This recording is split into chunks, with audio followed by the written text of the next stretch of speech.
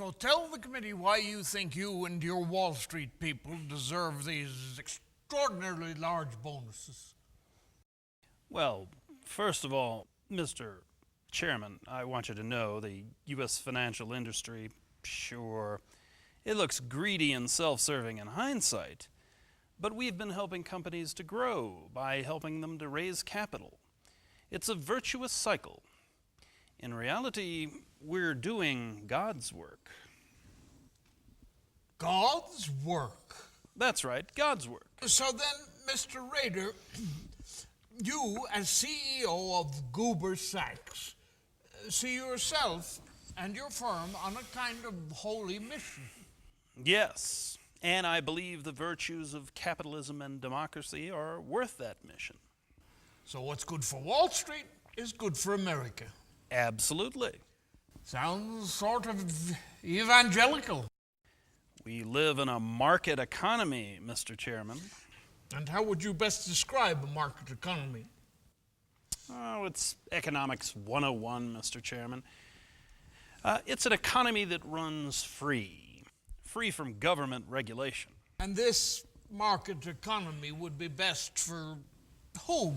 The entire planet, Mr. Chairman. On the contrary, Mr. Rader, recent findings indicate that corporate executives like you are now being paid 400 times the average worker pay, whereas 30 years ago, corporate executives like you were only making 20 times the average worker pay. And it should be noted that in the last 15 years, worker pay has had zero growth. That's zero growth, Mr. Rader. Well, we don't live in a perfect world, Mr. Chairman. God's work requires a minimum of government regulation. You have had less and less regulation over the past 30 years, and look where we are now, Mr. Rader. If I remember correctly, Jesus said, "Render unto God that which is God's, and unto Caesar that which is Caesar's." And Jesus certainly was against government regulation, even church and state regulation. And note that Jesus had a financial advisor on his 12-man band who certainly understood Jesus' teachings. You might want to recollect, Mr. Rader, that Judas caused Jesus a great deal of trouble, including a breakup of his community and loss of life. Yes, there are oft-times unintended consequences, but a bank has every obligation to its board of directors and its shareholders to provide financial support for any activity from which it can obtain a good profit. To provide financial support for any activity from which it can obtain a profit. Did I hear you correctly? That is correct, Mr. Chairman. We have every obligation to our board of directors and our shareholders to... Any activity? In addition to subprime mortgages, derivatives, credit default swaps, collateral debt obligations, and any activity, including toxic assets, such as illegal arms sales, drug sales, money laundering? Please, Mr. Chairman, let the record show that we operate legally under the laws and rules set forth by you and Congress, so to suggest your industry, the banking and financial industry, actually drafted and wrote the legislation and the corresponding rules and regulations under which you operate. Mr. Chairman, our business is very complicated and hard to understand. So we're often called upon by you and your colleagues to draft laws, rules, and regs to facilitate our work. Like eliminating the Glass-Steagall Act, which clearly separates commercial banking from investment banking. Mr. Chairman, the Glass-Steagall Act was not good for our corporate objectives and our shareholders. It was too prohibitive. Given how Wall Street has taken this country down, I must point out that there are components of your business that have no oversight whatsoever. No regulation, no transparency, no accountability, inadequate asset reserve requirements, and no fraud claim recourse. Mr. Chairman, I Let object. me be clear.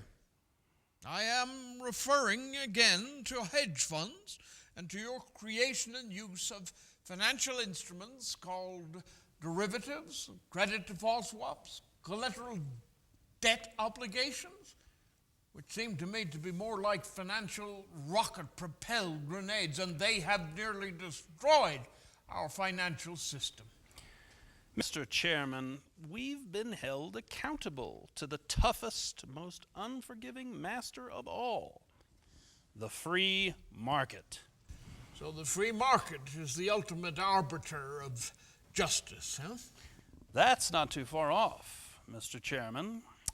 And unfortunately, it's often somewhat cruel. And predatory, and greedy, and self-serving. It sounds more like a Darwinian notion wrapped in some kind of intelligent design mantle. Or to put it bluntly, it's the survival of the fittest. That's the result of doing God's work. That's it, Mr. Rader, isn't it? Regrettably, there are winners and losers. I want to go back to your statement that the free market is the most unforgiving master of all. It does seem to me that the Wall Street banks, after taking enormous risks and failing, did come upon some, would you say, good Samaritans? Yes, Mr. Chairman, the tax-paying citizens of this great country of ours bailed us out because they realize how important Wall Street is to our nation's well-being. The tax-paying citizen, you say? Yes. Yes, indeed. And this good Samaritan, this tax-paying citizen, has had the greatest stake in your losses when they bailed out the investment banks despite unsuccessful and questionable operations like yours. It smacks of corporate socialism, or at the very least, of crony capitalism. The citizens of this country bail you out when you lose because of your imprudent, reckless risk-taking. And you and yours have the unmitigated gall to give yourselves these obscene bonuses. Tell me, how do you justify your $40 million take-home bonus in 2008, the year of the meltdown? Tell me. The Christian scriptures, I think, say that the good, shrewd steward that Jesus commended for his financial dealings was told to, and I quote, "Make friends for yourselves by means of unrighteous mammon." And yes, I know there are those unwashed who look down on us money people and see it as dirty work, but someone has to do it. So please, understand what Jesus understood. This is important business we do here, and it is God's work. So, tell us then, how do you explain the lesson of Jesus driving out the money changers? Jesus drove out the temple traders and the money changers because they were violating the separation of church and state rules. You know, the rules governing God and mammon, the rendering unto God and unto Caesar. But for my money, it was because of the egregious over-regulation of the marketplace by the Roman authorities. As I maintain, the market always does better. It performs better, free from government restrictions and regulations. Mr. Rader, doesn't the good book warn us about the love of money being the root of all evil? Mr. Chairman, the money tree never grows straight up. Like the saying goes, no pain, no gain. I know this sounds hard-hearted, but Jesus was a stern taskmaster for his parable of the talents, telling the 10 servants to trade the talents being the money. Some did well, some did not. It's in your Christian scriptures. And in fact, Jesus sums up the entire parable by saying, and I quote, "For to everyone who has, more will be given, and he will have in abundance. But from him who has not, even what he has will be taken away." Again, a no-nonsense, hard-nosed approach to money, finance, and the trading desk. Now, just a minute. And a divine example of tough love. The rich get richer, and the poor get poorer. Sounds like the financial sector's exploitation of the poor and middle-class America. Sounds like the promised land for the rich 1%. The land of opportunity. Not the land of milk and honey, but the land of bilk and money. Mr. Chairman, with all due respect, God wants us to prosper financially, to have plenty of money, as our Puritan forefathers taught us. And it's in the venerable McGuffey Reader. God helps those who help themselves. Well, you and yours certainly seem to be helping yourselves. You know, I'm reminded of what Will Rogers said one time. 10 men in our country could buy the whole world, and 10 million cannot buy enough to eat. Yeah, Mr. Chairman, I object. I am not surprised. Now, I'm sure you object to the Security and Exchange Commission's lawsuit filed against you and your firm last week. Failure to disclose illicit trading activities and material conflicts of interest. Frankly, I am surprised that you and the rest of your Wall Street WMDs are not behind bars. Mr. Chairman, again, with all due respect, on advice of counsel, I cannot comment on the non-disclosure allegations filed by the SEC at this time. So I must plead the Fifth Amendment.